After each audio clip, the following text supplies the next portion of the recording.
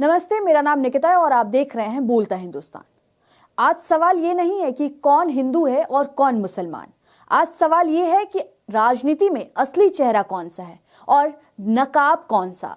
जो नेता मंच से शाहरुख खान को गद्दार बता दे और वही नेता मीट फैक्ट्री के बोर्डरूम में डायरेक्टर भी हो सकता है। जो धर्म के नाम पर वोट मांगे, क्या उसके कारोबार में भी धर्म की एंट्री होती है?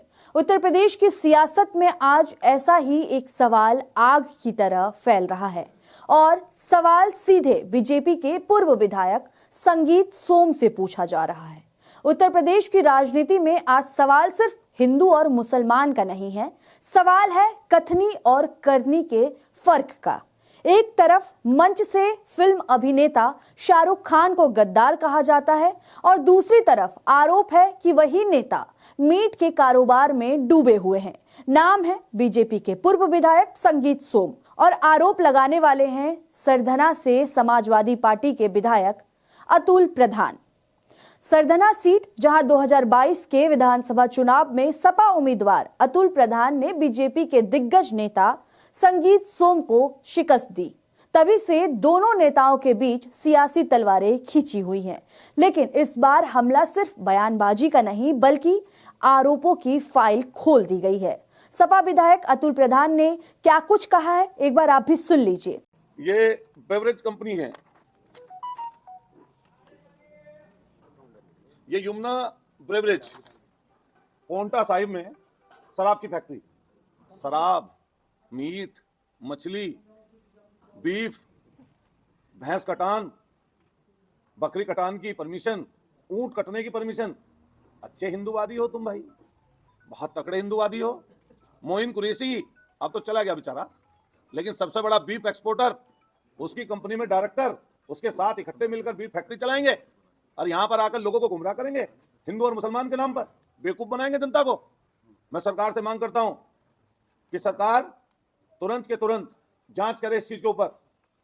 ऐसे लोगों के ऊपर जांच होनी चाहिए सरकार की तरफ से, और जांच ऐसी होनी चाहिए जिसमें दूध का दूध पानी का पानी हो जाए।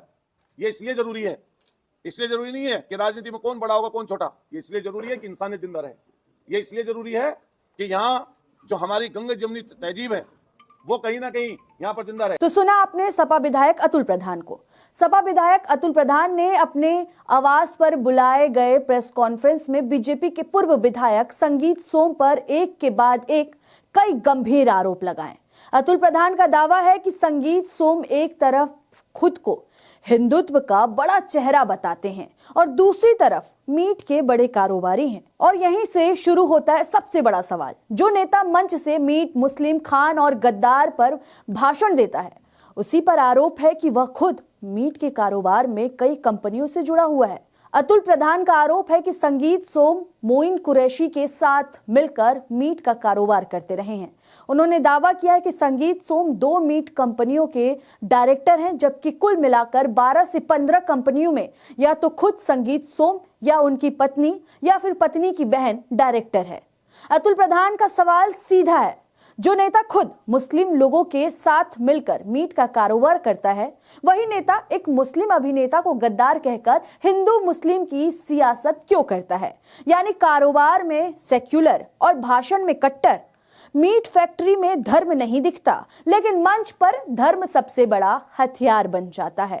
क्या यही है बीजेपी का नया हिंदुत्व मॉडल? वहीं अतुल प्रधान ने एक और बड़ा आंकड़ा सामने रखा है। उनका दावा है कि पिछले 11 सालों में संगीत सोम की सुरक्षा पर करीब 66 यानी 66 करोड़ रुपए खर्च किए गए हैं।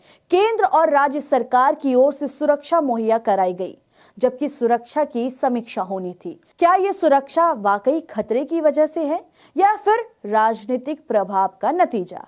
अतुल प्रधान ने मांग की है कि इस पूरे मामले की सीबीआई जांच कराई जाए। अब यहाँ एक अहम सवाल उठता है। बीजेपी भ्रष्टाचार और नैतिकता की बात करती है, लेकिन जब आरोप अपनी ही पार्टी के नेता पर लगे तो चुप्पी क्यों? अगर मीट कारोबार गलत है तो बीजेपी साफ करे, अगर गलत नहीं है तो हिंदुत्व की राजनीति क्यों?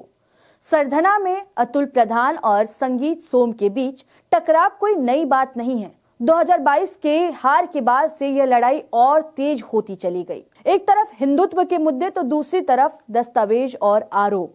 आज सवाल ये नहीं है कि अतुल प्रधान सही है या नहीं, सवाल ये है कि क्या राजनीति में दोहरे मापदंड चलेंगे, क्या मंच पर शाहरुख खान गद्दार कहलाएंगे और बैकग्राउंड में मीट का कारोबार चलता रहेगा।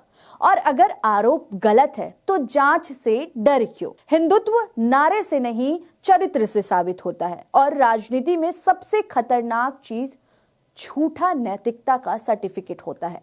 सवाल पूछे जाएंगे क्योंकि लोकतंत्र तालियों से नहीं सवालों से चलता है।